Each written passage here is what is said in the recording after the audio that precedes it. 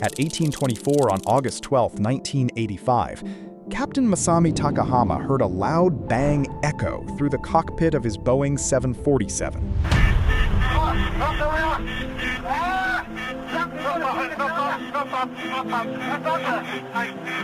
12 minutes into what should have been a routine 54-minute flight from Tokyo to Osaka, something had gone catastrophically wrong. The rear pressure bulkhead had ruptured. The vertical stabilizer was gone. All 4 hydraulic systems had failed. 524 people were now trapped in an uncontrollable aircraft at 24,000 feet. For the next 32 minutes, Captain Takahama and his crew fought the impossible. They had no rudder, no elevators, no way to steer except by adjusting engine thrust. The 747 pitched and rolled wildly in what pilots call a Dutch roll, completely beyond human control. What happened in those final 32 minutes would become one of aviation's most haunting cockpit voice recordings.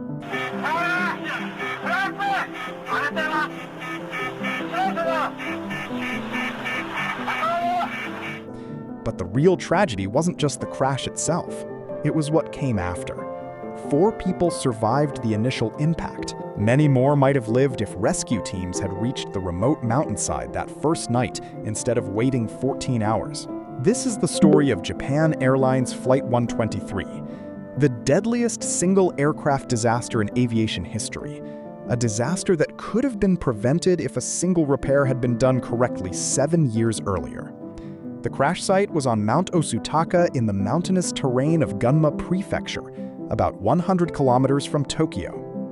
When investigators finally reached the wreckage, they found the twisted remains of what had been one of the safest aircraft ever built, the Boeing 747 SR, designed specifically for Japan's high-density domestic routes. But the roots of this disaster stretched back to June 2, 1978. 7 years before Flight 123's final flight, the same aircraft, registration JA8119, had suffered what's called a tail strike during landing at Osaka International Airport. The plane's tail hit the runway, causing substantial damage to several aft fuselage frames, the outer skin, and most critically, the aft pressure bulkhead. 25 passengers were injured in that landing, but the aircraft was repairable. Japan Airlines contracted a Boeing aircraft on-ground team to assess the damage and perform the repairs. This was standard procedure. Boeing knew their aircraft better than anyone. The repair manual was clear. For a damaged pressure bulkhead, Boeing's procedure called for 1 continuous splice plate secured with 3 rows of rivets. This design would distribute stress evenly across the repair and maintain the structural integrity that kept passengers safe at 35,000 feet. But that's not what happened. The Boeing technicians used 2 splice plates instead of 1 continuous plate. That mistake changed how the damaged bulkhead carried pressure. Instead of spreading the load evenly, the repair forced too much stress onto a single row of rivets, weakening the structure against fatigue cracking. Investigators later calculated the repair would fail after about 10,000 pressurization cycles. By August 12, 1985, the aircraft had completed 12,319 flights since that repair. With every takeoff and landing, the cabin pressurized and depressurized. The bulkhead flexed. Tiny cracks began forming around the rivet holes. Over 7 years, those cracks slowly connected, hidden under overlapping metal plates where normal inspections could not easily see them. Japan Airlines crews had no idea the tail of JA8119 was carrying a hidden failure. That morning was the start of Obon, one of Japan's busiest travel periods. Families were flying across the country to honor their ancestors.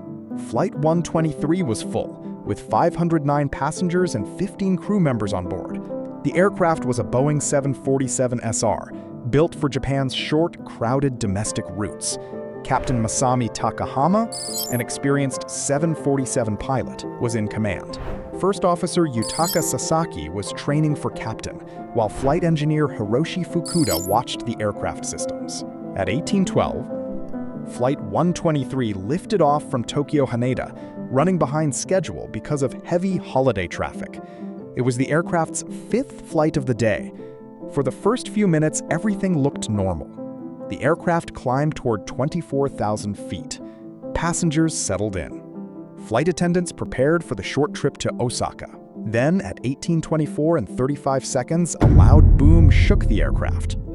Captain Takahama asked, "What happened?" The nose pitched up. Warning lights filled the cockpit. Oxygen masks dropped as air rushed out through the rupture in the tail. The aft pressure bulkhead finally failed. 7 years of stress had weakened the bad repair until it could no longer hold cabin pressure. When it ruptured, explosive decompression tore through the tail section with massive force. The blast damaged the auxiliary power unit, blew away parts of the tail, and ripped off much of the vertical stabilizer and rudder. But the worst damage was hidden. All 4 hydraulic lines were severed. In seconds, Flight 123 lost normal flight control. Captain Takahama declared an emergency and requested a return to Haneda. 123, East Force, squawk 2072 normal. 123, can you descend? Alright, say altitude now.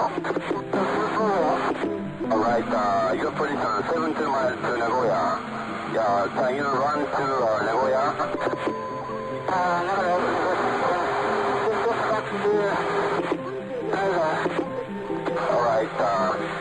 For 32 minutes, they struggled to keep the aircraft flying. Controllers tried to guide them, but the crew could not follow normal headings. At 18:56, Flight 123 struck a ridge near Mount Osutaka.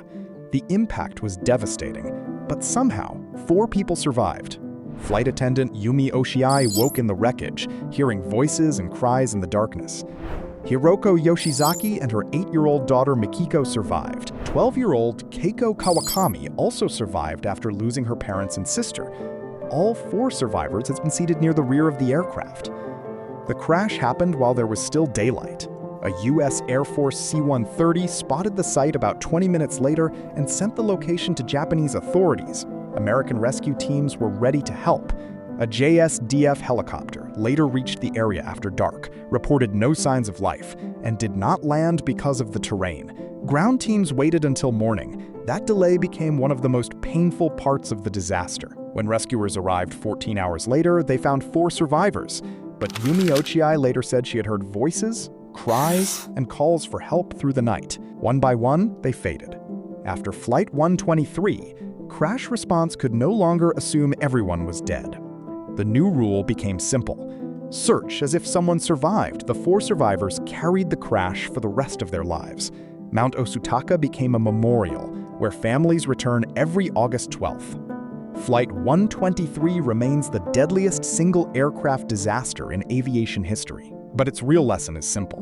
One incorrect repair, made 7 years earlier, set everything in motion. Captain Takahama and his crew fought for 32 minutes with almost no control left. They could not beat the physics of that broken aircraft, but they never stopped trying. The mountain is quiet now, but the lesson still speaks. In aviation, no mistake is small.